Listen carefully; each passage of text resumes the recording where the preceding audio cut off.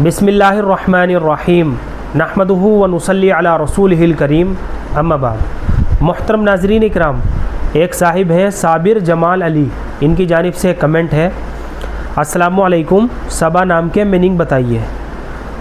वालेकुम अस्सलाम व रहमतुल्लाहि व बरकातुहू। देखिए, इस नाम के दो तलफ़ुज़ हैं, एक छोटे सीन के तलफ़ुज़ के साथ सबा और एक है स्वाद के तलफ़ुज़ के साथ सबा।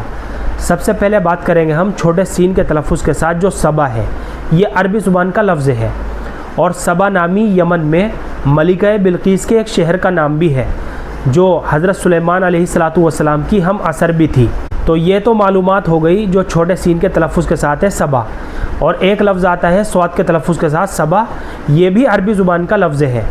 और सबा स्वाद के तलफ़ुज़ के साथ इसके माना आते हैं वो हवा जो मशरिक़ की तरफ से चलती है और वो पूर्वा हवा जो मौसम बहार में चलती है।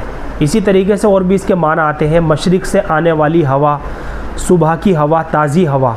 ये सारे के सारे माना जो है ना, ये स्वाद के तलफ़ुज़ के साथ जो सबा है ये इसके माना है। और ये इस नाम के सबसे आम माना है जो सुबह के वक्त चलने वाली हवा को ज़ाहिर करता है। तो ये लड़कियों के लिए माना के एतबार से भी अच्छा नाम है और प्यारा नाम है और इस्लामी नाम है। स्वाद के तलफ़ुज़ के साथ सबा भी और छोटे सीन के तलफ़ुज़ के साथ सबा, दोनों तलफ़ुज़ के साथ बच्ची का ये नाम रखा जा सकता है। इस नाम को रखने में शरअन किसी भी तरह की कोई क़बाहत की बात नहीं है, कोई हरज की बात नहीं है। अलबत्ता ज़्यादा बेहतर है कि स्वाद के तलफ़ुज़ के साथ जो सबा लफ्ज़ है इस तलफ़ुज़ के साथ बच्ची का नाम रखा जाए, क्योंकि इसके माना भी काफ़ी शानदार है और ये लड़कियों के लिए माना के एतबार से भी बहुत प्यारा नाम है और बहुत खूबसूरत नाम है। उम्मीद करता हूँ कि आपको अच्छी तरह समझ में आ गया होगा।